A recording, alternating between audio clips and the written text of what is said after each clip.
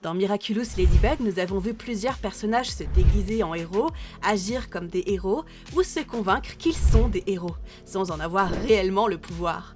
Certains le font pour le fun, d'autres pour attirer l'attention et d'autres par admiration. Donc dans cette vidéo, nous décortiquons chaque grand moment des faux super-héros dans Miraculous. C'est parti. 1. Adrien et Marinette. Dans Rossignol, Adrien et Marinette deviennent des faux super-héros de la manière la plus ironique qui soit, en prétendant littéralement être eux-mêmes. Toute cette situation commence parce que Clara Nightingale veut tourner un clip inspiré par Ladybug et Chat Noir. Pas en vrai travail de héros, juste de la chorégraphie, des costumes, des caméras et de l'ambiance. Adrien est contraint d'endosser le rôle de Chat Noir à cause de son père. Gabriel voit la vidéo comme une bonne publicité pour la marque Agreste, donc Adrien n'a pas vraiment le choix. Adrien est immédiatement mal à l'aise avec l'idée. Même si ce n'est que de la com, porter le costume de Chat Noir en public ressemble beaucoup trop à exposer sa vraie identité. Il essaie même d'éviter de porter le masque en espérant que cela rendra les choses plus sûres. La situation de Marinette est plus complexe. Elle pourrait auditionner pour Ladybug, mais elle promet à Tiki qu'elle ne le fera pas. Elle sait à quel point c'est dangereux. Elle se dit qu'elle sera juste une figurante et qu'elle profitera d'être là avec ses amis. Et honnêtement, elle fait un excellent travail pour résister à la tentation. Tout change quand Chloé arrive déjà déguisée en Ladybug et réussit parfaitement l'audition. Marinette ne supporte pas l'idée que Chloé représente ce que Ladybug incarne. C'est alors qu'elle finit par céder et accepter le rôle. À ce moment-là, Adrien et Marinette se tiennent sur une scène déguisés en Ladybug et Chat Noir entourés de l'équipe, tout en étant secrètement les vrais héros en dessous. Ce qui rend cet épisode amusant, c'est l'ironie. Tout le monde autour d'eux plaisante sur à quel point ce serait ridicule s'ils étaient les vrais Ladybug et Chat Noir. Pendant ce temps, le public connaît la vérité.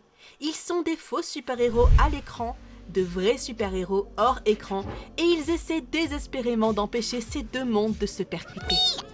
Ladybug! Oh, I'm so excited I could... 2. Marinette. L'épisode Déflagration nous offre un type complètement différent de moments de faux super-héros, et celui-ci est bien plus sombre. Ici, Marinette perd tout.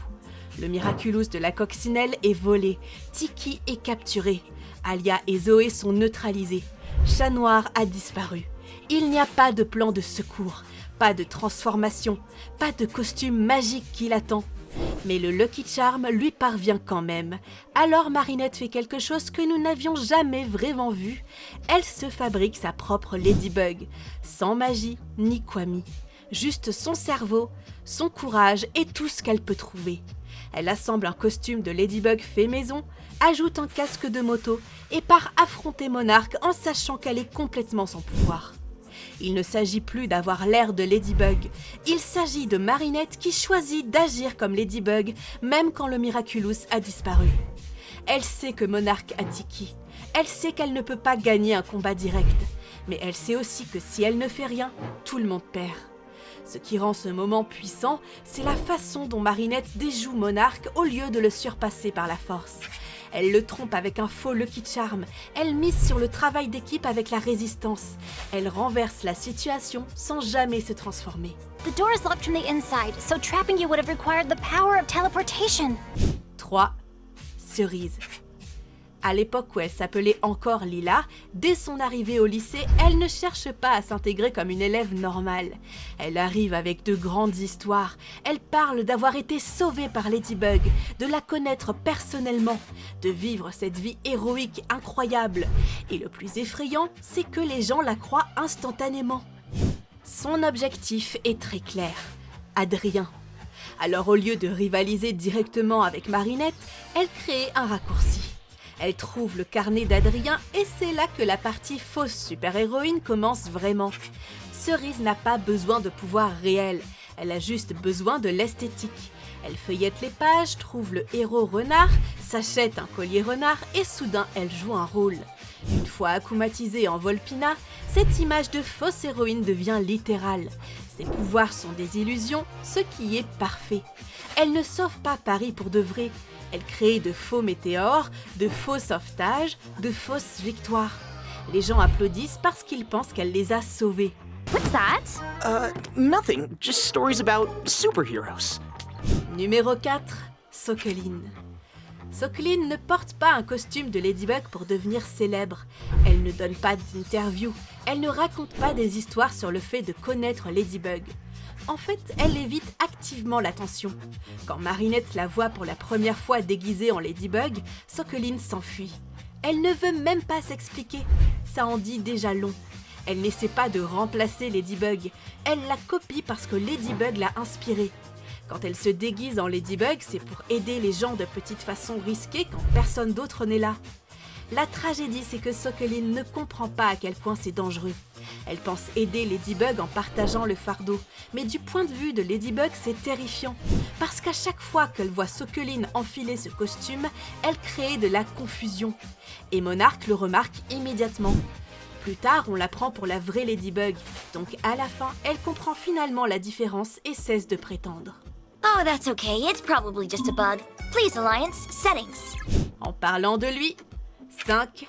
Mister Damoclès. Monsieur Damoclès est honnêtement un des cas de faux super-héros les plus drôles dans Miraculous. Il est devenu le hibou parce que c'est un adulte qui rêve secrètement d'être un héros depuis des années.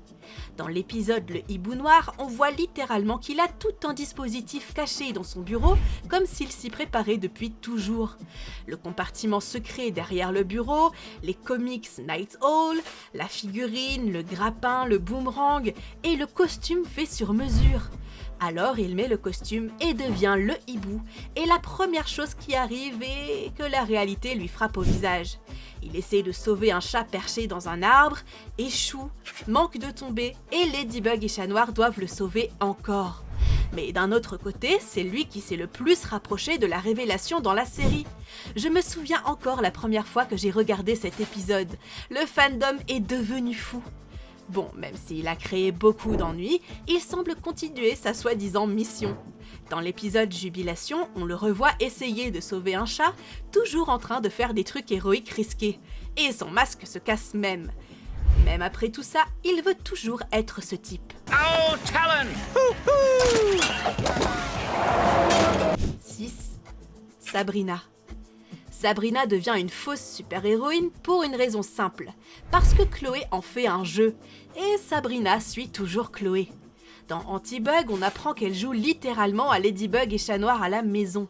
Chloé se déguise en Ladybug et Sabrina se déguise en Chat Noir. Pour Chloé, c'est une démonstration et une fantaisie. Pour Sabrina, c'est essentiellement faire ce que Chloé veut.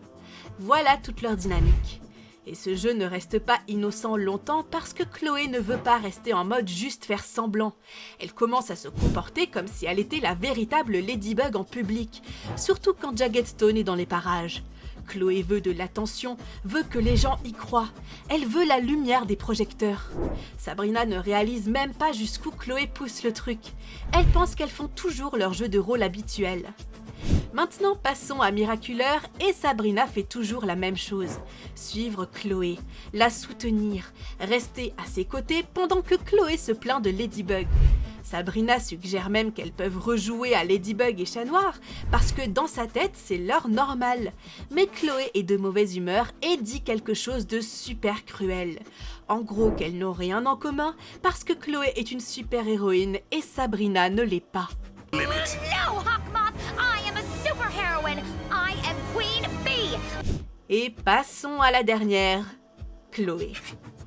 Chloé ne porte pas le costume de Ladybug par accident. Elle le fait parce qu'elle croit sincèrement qu'elle mérite d'être Ladybug. On le voit clairement pour la première fois dans Lady Wi-Fi.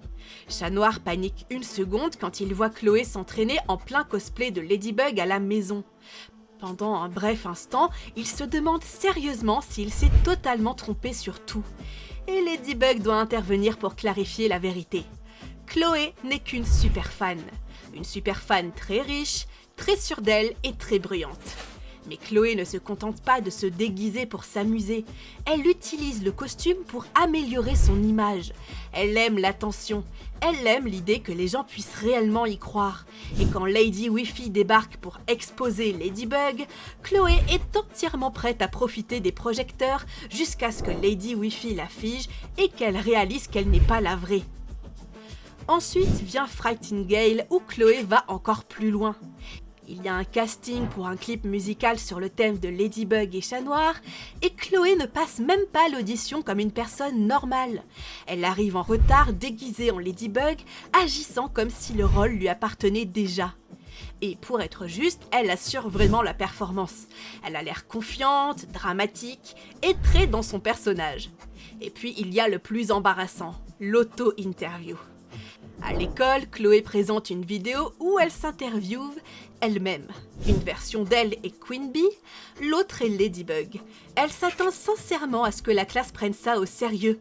Elle va même jusqu'à soutenir qu'elle compte comme une figure importante de l'histoire de France parce qu'elle a eu des super pouvoirs une fois. Quand la classe commence à rire et souligne que la Ladybug dans la vidéo n'est évidemment que Chloé déguisée, elle tente de s'expliquer en disant que Ladybug s'est teint les cheveux en blond pour lui ressembler. Quand on regarde tous ces cas ensemble, une chose devient très claire. Chaque costume, jeu de rôle et faux sauvetage reflète quelque chose de plus profond. Certains personnages en sortent grandis, d'autres s'effondrent complètement. Et certains ne lâchent jamais vraiment leur monde rêvé. Et la vidéo se termine ici. Si elle vous a plu, n'oubliez pas de vous abonner si ce n'est pas encore fait, d'aimer la vidéo si elle vous a plu, et de commenter quel faux super-héros est selon vous le meilleur.